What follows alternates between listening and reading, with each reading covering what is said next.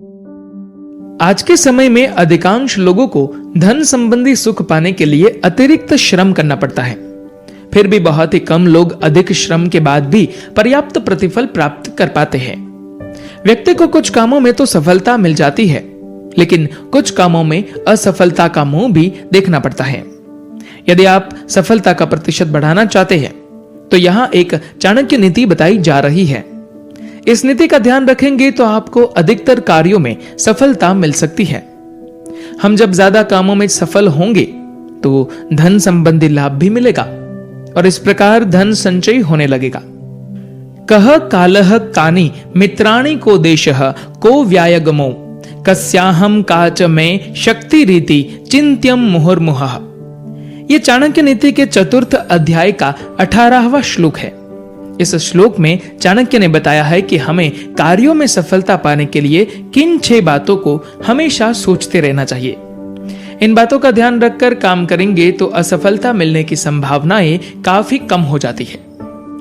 आचार्य चाणक्य कहते हैं कि वही व्यक्ति समझदार और सफल है जिसे इस प्रश्न का उत्तर हमेशा मालूम रहता है। समझदार व्यक्ति जानता है कि वर्तमान समय कैसा चल रहा है, अभी सुख के दिन है या दुख के। इसी के आधार पर वह कार्य करता है। यदि सुख के दिन है तो अच्छे कार्य करते रहना चाहिए और यदि दुख के दिन है तो अच्छे कामों के साथ धैर्य बनाए रखना चाहिए।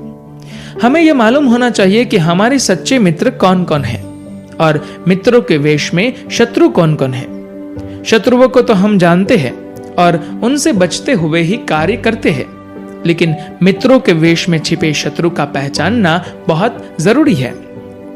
यदि मित्रों में छिपे शत्रु को नहीं पहचान पाएंगे तो कार्यों में असफलता ही मिलेगी। ऐसे लोगों से भी बचना चाहिए।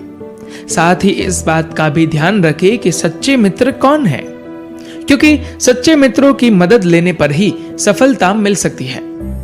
यदि गलती से मित्र बने हुए शत्रु से मदद मांग ली तो पूरी मेहनत पर पानी फिर सकता है।